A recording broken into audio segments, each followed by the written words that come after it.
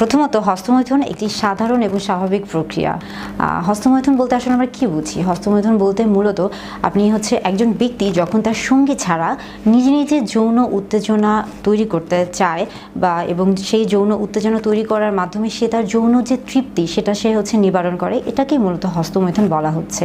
হস্তমৈথুন কিন্তু ছেলে মেয়ে অথবা উভয় যে কোনো লিঙ্গেই কিন্তু এটা দেখা যেতে পারে।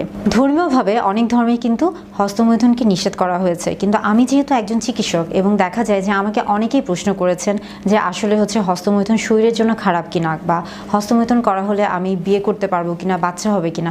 মূলত আপনাদের এই প্রশ্নগুলোর জন্যই আমি কিন্তু যে চিকিৎসা বিজ্ঞানের ভাষায় হস্তমৈথুনের ব্যাপারগুলো আপনাকে বলছি। তবে আপনি যদি ধর্মীয়ভাবে চিন্তা করেন সেই ক্ষেত্রে কিন্তু বিভিন্ন ধর্মে এটাকে নিষেধ করা হয়েছে, কিন্তু আপনি যদি বিজ্ঞানের কথায় আসেন বা চিকিৎসা শাস্ত্রের কথায় আসেন সেই ক্ষেত্রে এটা কিন্তু একটি স্বাভাবিক যৌন আচরণ হিসেবেই বিবেচিত হয়েছে। আমি এখন যে কথাগুলো বলবো এটার মাধ্যমে আমি কাউকে কিন্তু হস্তমৈথুনে উৎসাহিত করছি না।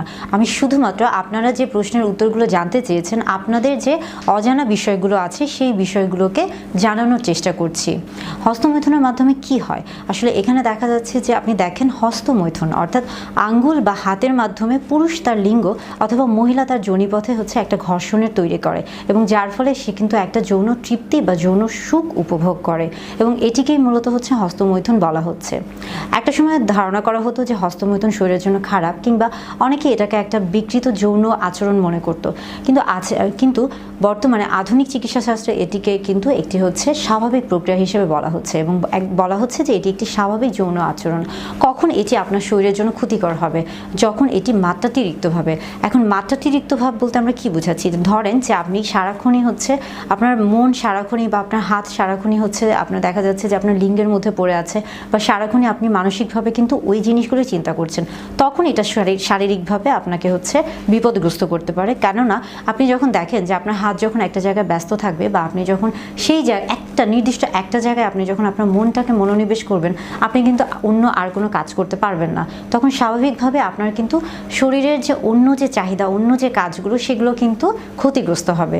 সেই দিক থেকে যদি বলে থাকি যে হ্যাঁ, তাহলে সেদিক থেকে হস্তমৈথুন আসলে শরীরের জন্য ক্ষতিকর, কিন্তু শরীরের জন্য হস্তমৈথুন একটি সাধারণ যৌন আচরণ।